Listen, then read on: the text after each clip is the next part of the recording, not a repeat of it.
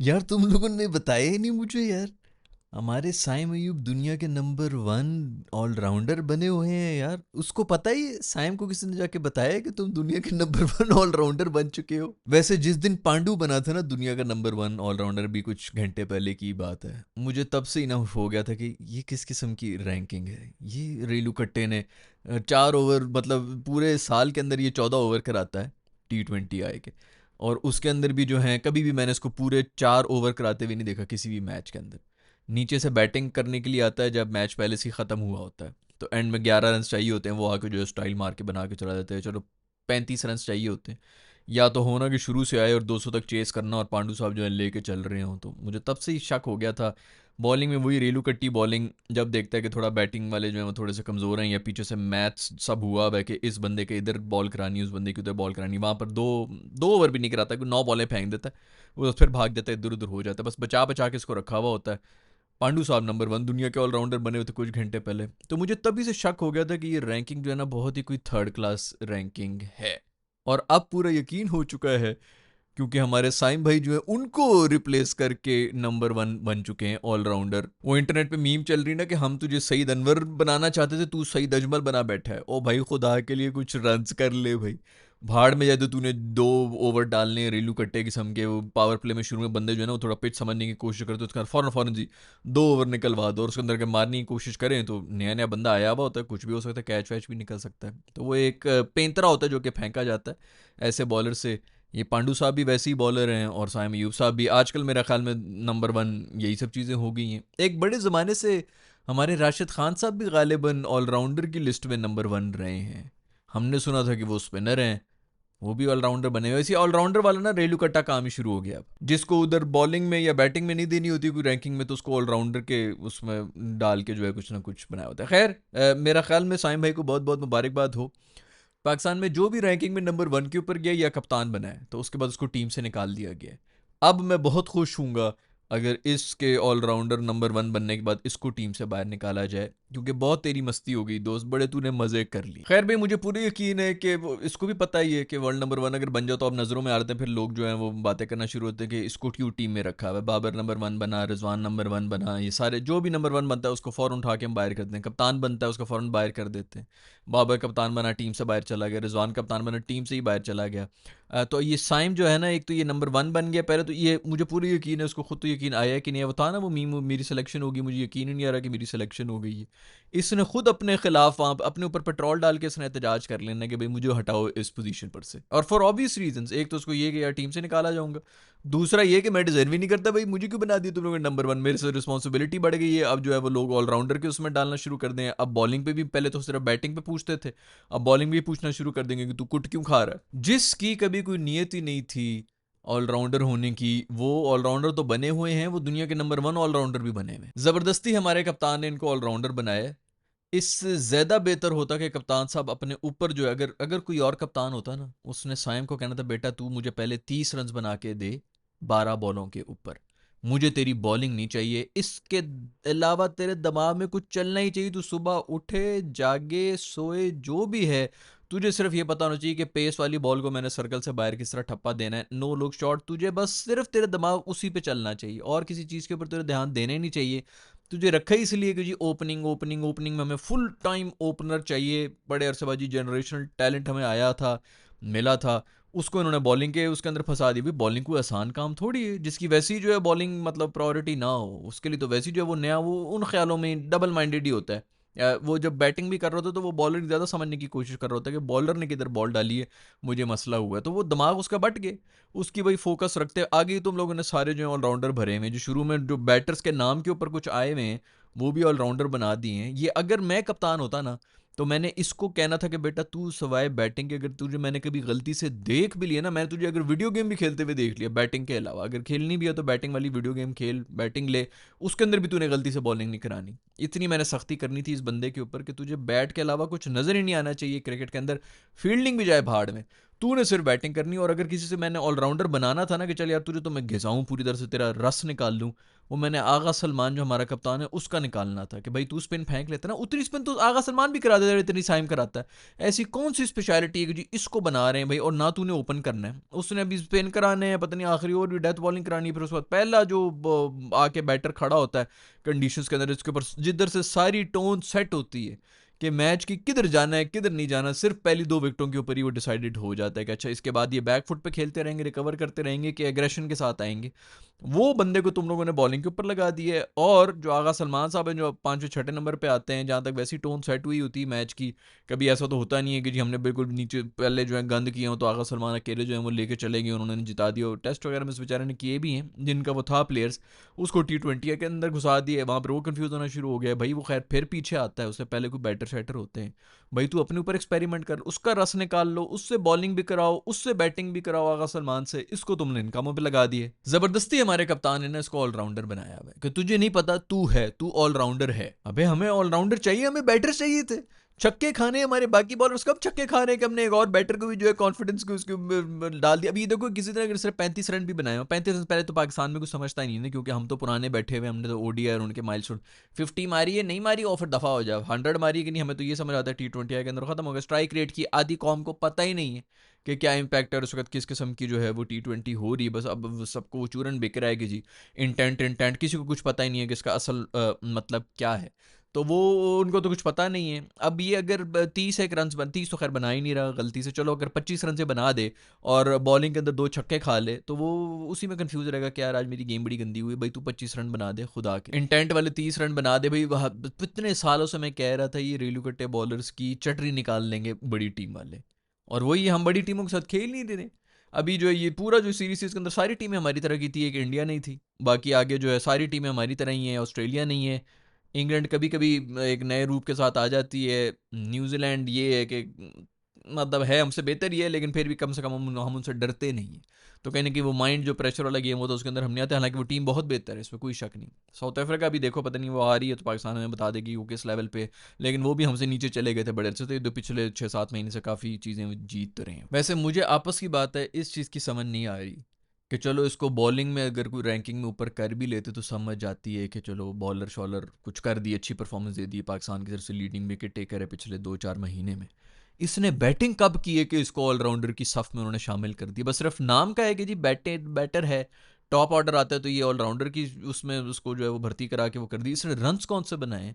कोई ये इसका भी हिसाब हो रहा है कि बस वैसे ही? मुझे तो खैर जैसे मैंने पहले ही बताया कि वो पांडु जब बना था तभी से शक होना शुरू हो गया था कि ये क्या किस किस्म की रेटिंग्स है और ये क्या करना क्या चाह रहे हैं। साल में 400 दिन भाई वो बंदा इंजर्ड बैठा रहता है, ये क्या IPL के मैचेस भी उसके काउंट कर रहे थे ये ऑलराउंडर वाली लिस्ट में जिसमें पांडु को बनाया था नंबर 1? खैर भाई हमारा दोस्त जो है ना ये जो साइम अयूब है, मुझे लगता है ये प्रॉपर गिरगिट की तरह ना ये रंग बदलेगा।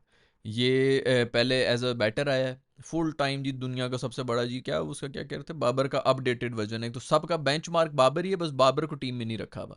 वो फलाना भी हारिस भी मेरा ख्याल में बाबर से बेहतर है, वो उनसे कह उनको सिखा रहे थे हारिस साहब। अभी ये फ़खर ने मेरे ख्याल में इसके बारे में ही कहा था कि ये उसका अपडेटेड वर्जन है ये जो साइम अयूब है। तो पहले ये बैटर बन के आया, अब ये बॉलिंग बन के जो है उसने सीट पकड़ी हुई है। अभी अगर बॉलिंग में छक्के खाना शुरू हो जाएगा तो ये जॉन्टी रोड्स बन जाएगा, मुझसे लिखवा लो। ऐसे छलांगे मार मार के दांतों से बॉल पकड़ के आउट कर देगा, इतना मशहूर फील्डर बनेगा मेरा दोस्त साइम अयूब। खैर ये जो ऑलराउंडर्स की लिस्ट है इसके अंदर जो टॉप 10 बंदे, मेरे ख्याल में इसमें से हमारे 11 के 11 इस टॉप 10 में होने चाहिए, क्योंकि हमारे तो सारे ऑलराउंडर हैं। कोई किसी दिन बैटर है, कोई किसी दिन बॉलर है, जिस दिन जिसका दाल लग गया बस वो लग गया। कोई कोई बुरा नहीं खेल रहा है क्योंकि उसने किसी न किसी डिपार्टमेंट में ज़रूर कुछ किया होता है, और कुछ नहीं तो मेरे ख्याल में फिजिशियन भी बने हुए होंगे, ये मालशें भी अच्छी कर रहे होंगे, कोई एक इनमें मालशिया भी होगा। खैर भाई वो टेस्ट टीम भी हमारी अनाउंस हुई हुई है, लोग कह रहे हैं बहुत नाराज़ हो रहे हैं, भाई आपने बात नहीं की टेस्ट टीम के बारे में। कर लेता हूँ भाई उसके बारे में बात कर लेता हूँ। आ गए हैं वापस, शाहीन को क्यों डाल दिया भाई तुम लोगों ने रेड बॉल के अंदर? मर मर के उस बंदे का कहीं को थोड़ा बहुत रिदम वापस आया था। 145 से ऊपर वो बॉलिंग करा रहा था अभी आखिरी मैच के अंदर, मैं इतना खुश हुआ।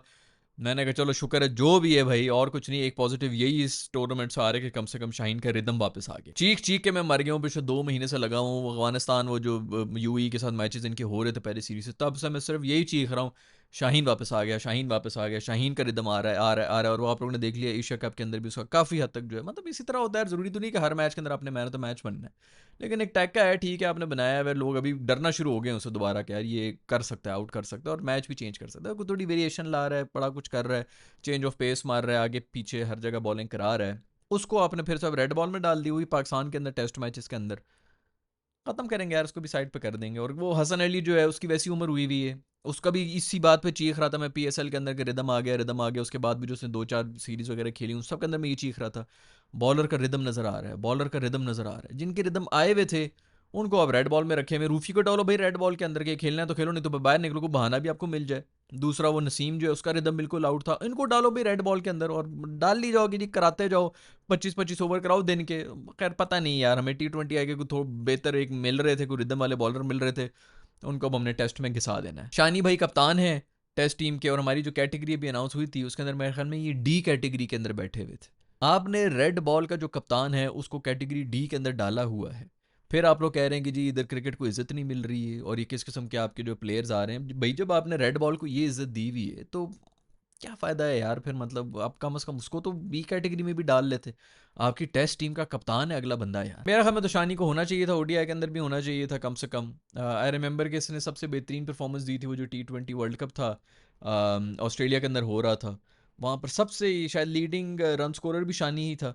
और फिर उसके बाद हम इंडिया गए थे ओडीआई के अंदर, तो उसके अंदर उसको स्क्वाड से ही निकाल दिया गया था। आज तक समझ नहीं आई कि ये क्यों हुआ था। ज़रूर उसकी अंग्रेजी से इनसिक्योर हो गए होंगे कि ये जी हमारे साथ बात नहीं करता, तो हमारे साथ बैठ के रोटी नहीं खाता, रोटी गैंग में नहीं है। आई डोंट नो यार, आप लोगों को ऐसे ही लोग चाहिए जो थोड़े कम से कम उनके विजन, उन नए बच्चों को जो है विजन थोड़ा टी कर सके। मैंने हज़ार दफ़ा आपको कहा है, हमारे बच्चे आते हैं उनको समझ ही नहीं आती इधर क्या करना है। भाई हमने क्रिकेट टीम में जाना है, क्रिकेट टीम में जाना है, क्रिकेट टीम में आ गए वो मोहल्ले में। वो अभी वो जो पिछले दिनों पता नहीं खबर ही में देख रहा था, साहबजादा फरहान ने 50 मारी हुई इधर उधर, और मैच भी हम हारे में, लेकिन वो हीरो बना हुआ है अपने गांव में जाके इस वक्त। जो वहाँ पर सब ने उनको कंधों पे उठाया है, उसको भी पॉलिटिशियन भी बुला लेंगे उधर इलाके के, जो कि वोट बैंक भी मिलेगा, खाने भी मिल जाएंगे, प्लॉट शॉट भी एक मिल जाएगा, एक दुकान चुकान, राशन पानी भी उसका मुफ्त में हो जाएगा, वीआईपी इधर खाना उधर खाना देंगे, फंक्शन उन्होंने लगाए हुए होंगे।